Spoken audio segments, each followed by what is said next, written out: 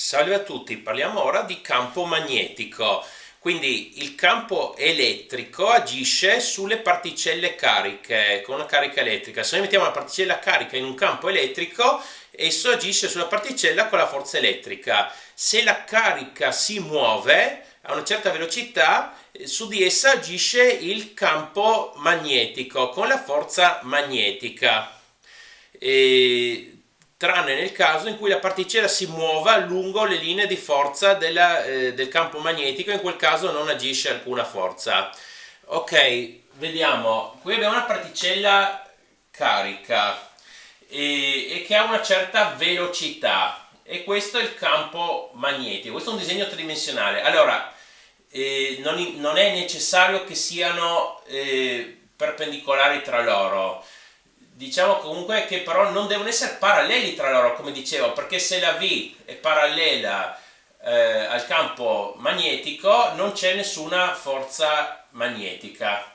Allora, diciamo, sono in un certo, queste due definiscono un certo piano. La forza magnetica è perpendicolare a questo piano, è sempre così. E c'è ancora da dire questo: se la velocità è perpendicolare al campo magnetico abbiamo la massima forza. Se invece non è perpendicolare abbiamo una forza magnetica minore, tanto che se diventa parallelo non abbiamo più forza magnetica. E visto che è un po' difficile fare disegni tridimensionali, si usa, qua abbiamo sempre tre direzioni, si usa una convenzione per fare il disegno bidimensionale così. Quindi se il campo magnetico entra dentro il foglio si indica con queste crocette, se invece esce fuori dal foglio si indica con un puntino, con un tondo intorno. E questo, per farvi capire perché questa convenzione, per ricordarsela, pensate a una specie di freccia fatta così. Se noi guardiamo la freccia da dietro vedremo una croce, se noi vediamo da davanti vediamo questo punto e qui il cerchio. Questo ci fa capire questa convenzione. Quindi, così come disegnato queste crocette, il campo magnetico entra dentro il foglio. Qui abbiamo la velocità della particella carica e qui la forza magnetica. Allora, visto che la forza magnetica è sempre perpendicolare alla velocità, significa che la forza magnetica non accelera e non rallenta la particella carica, bensì ne cambia la direzione. È una forza radiale e quindi fa in modo che la particella carica si muova di modo circolare uniforme. Fra poco vedremo anche quanto è il raggio di questo movimento. Comunque, per determinare direzioni si usa la regola della mano destra. Aspetta, prima vediamo questo. Allora, come dicevo, la forza magnetica è più grande quando la velocità è perpendicolare al campo magnetico, e in quel caso, quando è più grande, è uguale a EVB. Allora, E è la carica elettrica. Ovviamente se c'è più carica la forza sarà maggiore. Maggiore la velocità, maggiore sarà la forza. Maggiore il campo magnetico, maggiore sarà la forza. È tutto comprensibile. La forza magnetica sarà più grande se sarà più grande la carica, o se sarà più grande la velocità, o sarà più grande il campo magnetico. Questo è il valore massimo quando sono perpendicolari. E l'unità di misura del campo magnetico è il Tesla, che si indica così. Poi vedremo a cosa è equivalente il Tesla a fine video.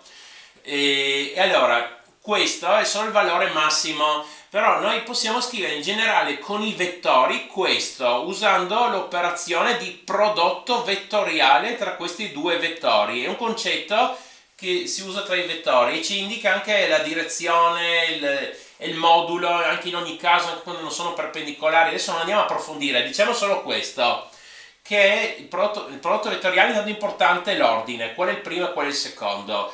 Allora, questo ci dice qual è la direzione e il verso della forza magnetica. Quindi si usa la regola a mano destra. Noi pensiamo, qui abbiamo un piano, pensiamo di andare con le nostre dita dal vettore V verso il vettore B, e il pollice ci indica la direzione della forza magnetica.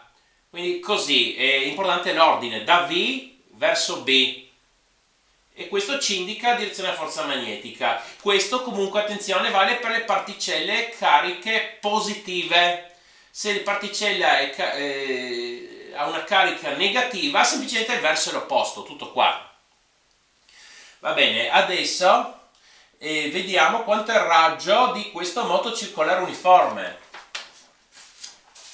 Quindi ho ridisegnato qui, avremo un certo raggio. Allora, forza magnetica, perché adesso prendiamo il caso in cui siano perpendicolari, qui che la velocità è perpendicolare al campo magnetico. Quindi possiamo scrivere proprio questo valore. Forza magnetica è EVB.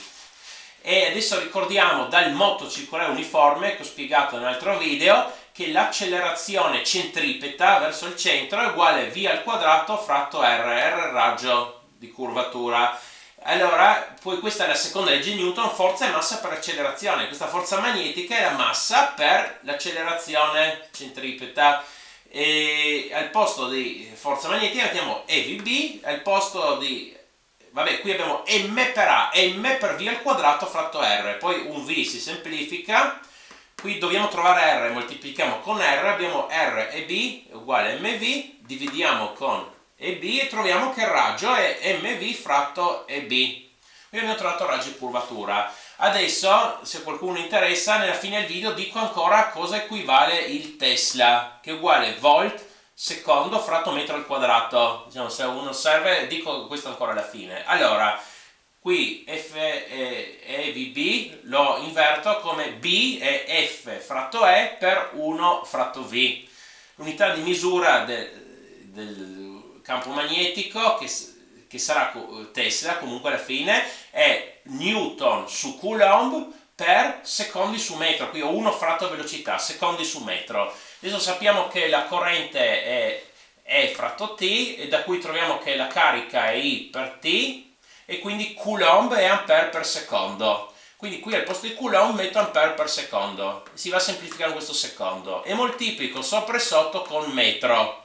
Adesso il lavoro è forza per spostamento, quindi joule è newton per metro. Quindi qui ho newton per metro e metto joule fratto ampere metro quadrato. Adesso considero che la potenza è il lavoro fratto il tempo, e quindi il lavoro è potenza per il tempo, quindi joule e watt per secondo, ma per ricordarselo basta pensare alle kilowattora. Comunque joule e watt per secondo, metto watt per secondo. E adesso uso ancora il fatto che la potenza è la tensione per la corrente, watt e volt per ampere, quindi al posto di watt metto volt per ampere e si va a semplificare anche ampere, e quindi trovo quello che cercavo, volt secondo fratto metro al quadrato. Tesla è uguale a questo.